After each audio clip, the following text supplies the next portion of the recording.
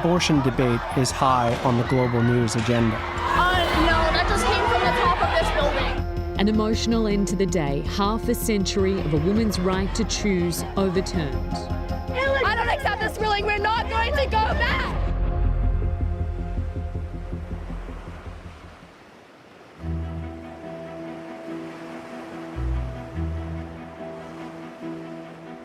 For over 20 years, Dr. Rebecca Gompertz has used the ocean to circumvent national laws.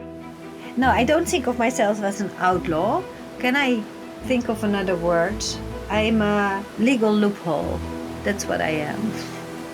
Dr. Gompertz is part of a band of mavericks and changemakers I've encountered in the ungoverned realm of the high seas, exploiting its lawlessness.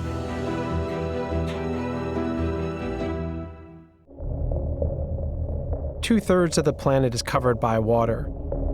It's our planet's wildest frontier, breathtaking as much as it is vital to all life. A place of discovery and endless reinvention, a metaphor for freedom, as well as a profoundly dystopian realm where the darkest of all humanities play out.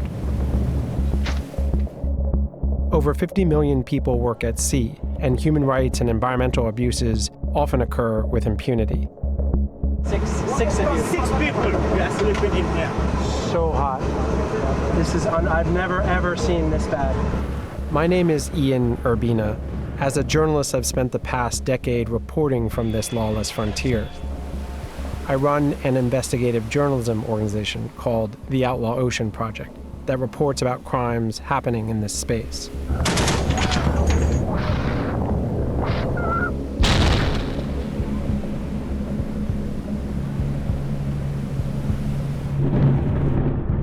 This is the Outlaw Ocean.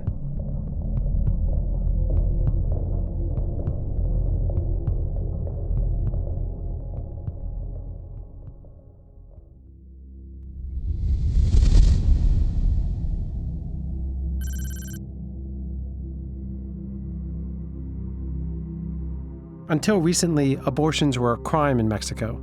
Here, hundreds of women had been jailed after seeking medical care due to botched operations, with hospitals reporting suspicious miscarriages to the police as they would gunshot wounds.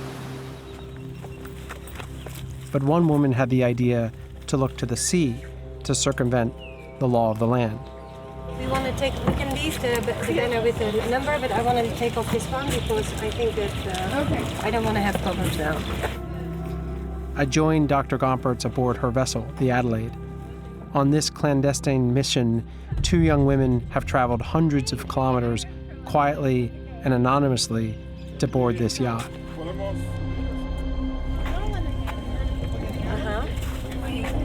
Okay, all right, I'm gonna go up to the front and push it off.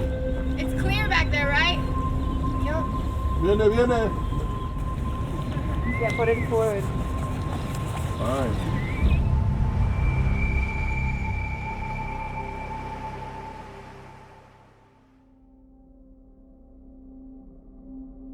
When I started Women on Waves, about 120,000 women per year were dying as the result of unsafe abortion.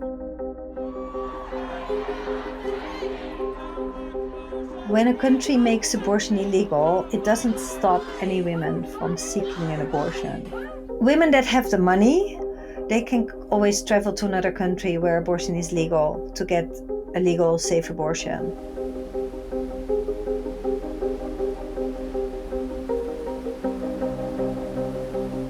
The poor women that don't have these resources cannot. What it does, it's making her take risk, health risk, and her life risks in order to get it. How it works is that Women on Waves will rent a ship, go to a country where abortion is not allowed, where it's illegal. We sail into the harbor. There we can take women on board. We're sailing to international waters, and international waters is 12 miles outside the coast. And in international waters, the local laws don't apply anymore, and it's only the laws of the sea.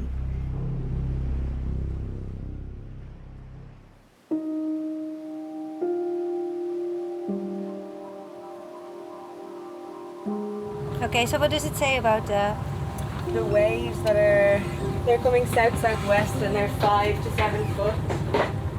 Yeah, so we're totally exposed to all the swell right now. At this point, I'm trying to be unusually quiet and invisible because I'm truly an outsider in this context. And I'm trying not to take up much space or attention, but I'm also just fixated on the dynamic of Rebecca and how nervous and intense and driven she is to make sure that they can get these women out to sea. You're fine, we're fine. Okay. Now we wave watch. Yeah. Sailing out of port was rough, and we even ran aground. Oh, wow, you was not good. Not good at all. Whoa, whoa, whoa, whoa.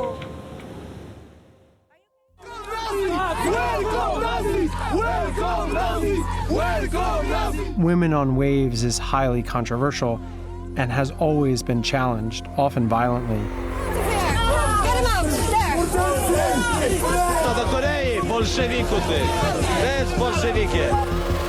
They have faced countless death threats over the years. Watch out, there. They can't go on the back. We have to go back, and we don't want them to jump on. We don't want them to protect on the ship. Come on.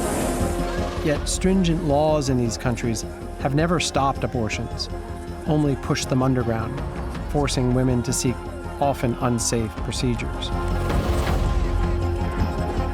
We're not going into sea to break any laws. It's really to support the human rights, and so the universal human laws that we are supporting. We are looking for these loopholes to make sure that women have justice.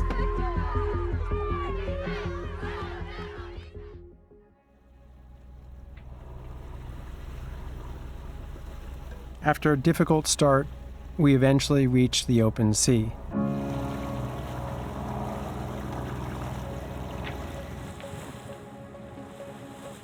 We had a GPS and had the spot outside international waters marked on the GPS and on the map. And so we even went out a little bit further. Then when we were there, we contacted the customs again with the radio, said we're now in international waters.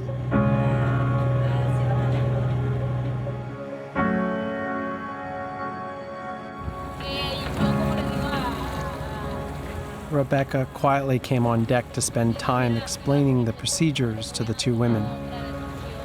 I met women on waves because I saw a documentary of them on Netflix called Vessel. I found out on Monday that I was pregnant, and yesterday I decided I wanted to come on the boat. I think the boat shows the absurdity of the laws and the absurdity of being lucky to be in one place and not another, where you can have access to the rights you deserve. But you don't want to think about how we're going to do it?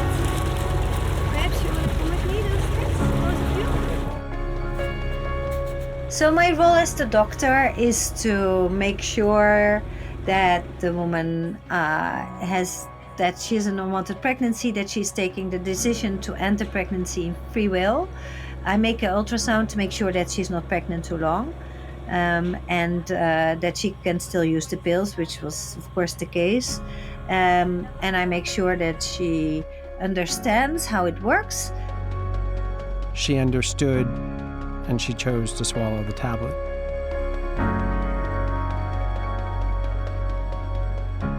And then we sailed back. And when we entered the harbor again, we said, we are here again. And that was it. Rebecca's focus and fearlessness are remarkable. And unlike the captains I'd watched elsewhere take fish from protected marine zones or the companies that condone slave labor, Rebecca was not breaking the law, but taking advantage of a loophole in the outlaw ocean.